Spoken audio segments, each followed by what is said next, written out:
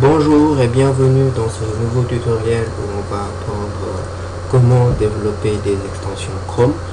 Pour commencer, on va voir c'est quoi une extension Chrome. Une extension Chrome, c'est juste les affaires comme ça qu'on installe sur notre navigateur Google Chrome. Donc, comme extension Chrome, on peut voir AdBlock Plus, qui est, je pense, l'extension la plus connue en ce moment. Ensuite, on en a d'autres comme Wapalizer ou Vue.js qui sont des trucs purement pour développeurs. Comme Wapalizer, ça permet de savoir quelles sont les technologies utilisées sur le site. Vue.js, ça permet dans ce site-là, il n'y a pas de Vue.js, mais s'il y en avait, ça permettrait de bien faire la gestion de nos affaires. Et puis, c'est vraiment pas compliqué parce que les prérequis, il faut déjà s'y connaître un peu en HTML, JavaScript, CSS. Juste quelques connaissances de base suffisent. On ne demande pas d'être senior programmeur en web pour ça. Donc, on va commencer un peu à faire du code.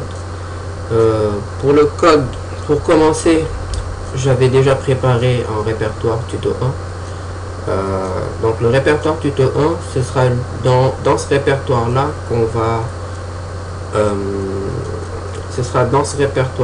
qu'on va avoir notre projet. Donc tuto 1, c'est vraiment le nom de notre projet.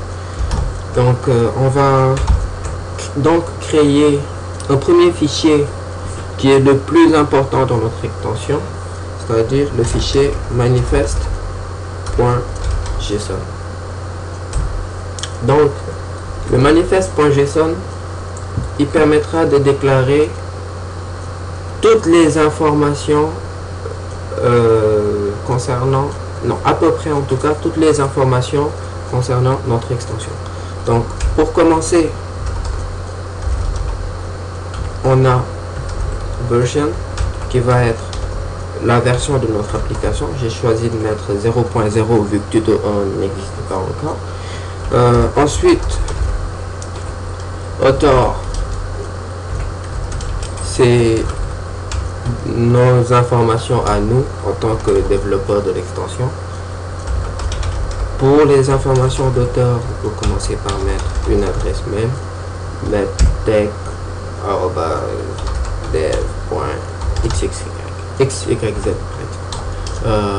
Donc on peut choisir de ne mettre que ça par exemple. Ensuite, il faut impérativement un nom d'application. Le nom de l'application qu'on pourra dire mon plugin. Description, ce sera la description de notre application. Ça permettra par exemple à quelqu'un qui est sur le point d'installer l'extension de savoir c'est quel ça va lui permettre de faire quoi par exemple. Donc dans la description, vu que c'est juste un tuto, je vais juste mettre hello world. Ensuite, on a une autre affaire importante qui est manifest version. Ce sera la version du manifeste, c'est-à-dire comment le navigateur est censé lire notre manifeste. Il y en a plusieurs versions, enfin il y en a deux, et dans notre cas on va prendre la version 2 vu que c'est la plus récente. Ensuite, minimum from version. Ça, c'est la version minimale de Google Chrome que les gens doivent avoir pour pouvoir installer l'application. Quand on va dans les informations pour Chrome, on voit par exemple 56.0. Ça c'est ma version de Chrome et c'est vraiment la dernière version de Chrome. Donc voilà un peu pour ça. Et nous, on peut choisir de mettre par exemple 24.0 vu que vraiment disons que la majorité des gens auront Chrome supérieur à 24.0. Donc browser action, dans cette partie là, on va permettre au navigateur d'avoir certaines informations globales à donner à l'utilisateur à propos de notre extension une fois qu'elle est installée, comme default pop-up. Default pop-up, ça va être le fichier HTML à ouvrir. Par exemple, quand on clique sur AdBlock ici, ce qu'on voit qui est affiché là, c'est purement du HTML. Rien d'autre. C'est du HTML un peu stylisé avec du C++, puis c'est tout. Donc c'est vraiment pas compliqué du tout, comme je disais. Donc on peut choisir d'appeler notre fichier index.html. Ensuite, default title. Default title. Donc dans cette partie là, c'est-à-dire le titre par défaut, ce sera ce qui va être affiché quand on survole l'extension. Donc là on pourra mettre clique-moi s'il te plaît. Voilà, donc on a ces informations là. Puis on peut déjà créer notre fichier index.html.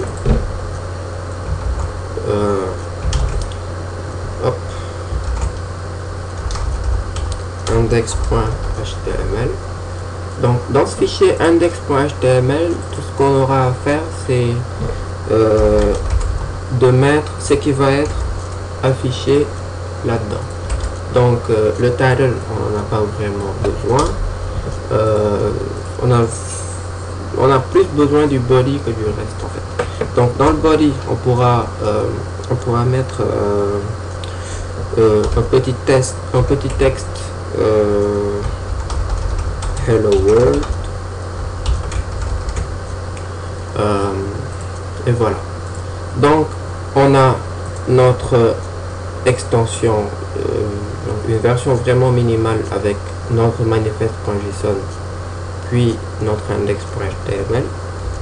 Puis ce qu'on va faire, c'est qu'on va ajouter cette extension là. Comment faire pour ça?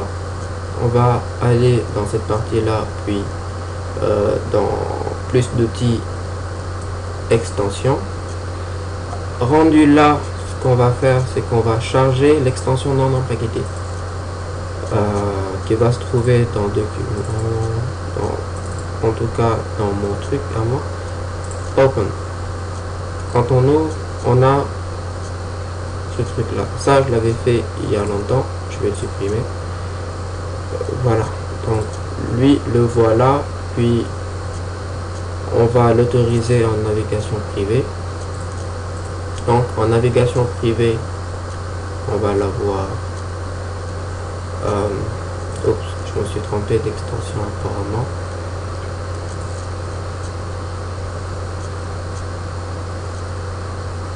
Voilà, c'était ça.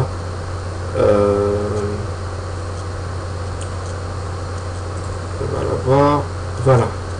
Clique-moi s'il te plaît. Hello world. There we go. Donc après, comme je disais, vous pouvez rajouter du JavaScript, du CSS et plein d'autres affaires. Et bon, pour le fun, on va se créer un petit fichier CSS qu'on va par exemple appeler style.css. Donc style.css qu'on va linker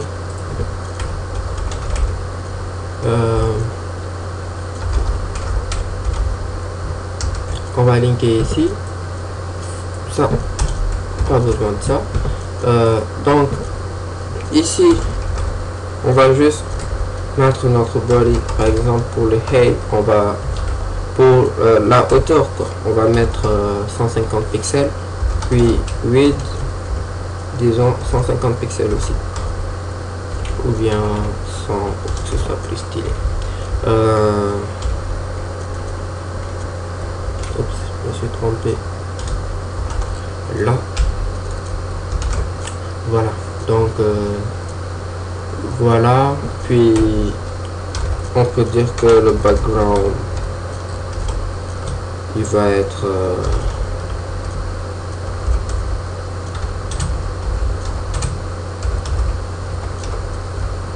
puis les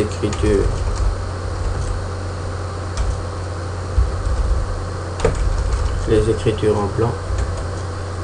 Et puis hop, quand on fait une modification partante, il va falloir actualiser ce pop-up là. Donc pour ça, ce qu'on va faire, c'est qu'on va retourner dans notre on va retourner ici, puis on va faire actualiser. Donc une fois qu'on actualise, on clique, on voit ça, hello world, avec le fond comme ça, puis on a remis la largeur, etc. Donc voilà pour le début. Rendez-vous dans un prochain tutoriel pour injecter un peu de JavaScript dans la page, pour interagir avec la page. Et voilà, on va voir plein de features intéressantes qu'on pourra faire avec les extensions Chrome. Merci.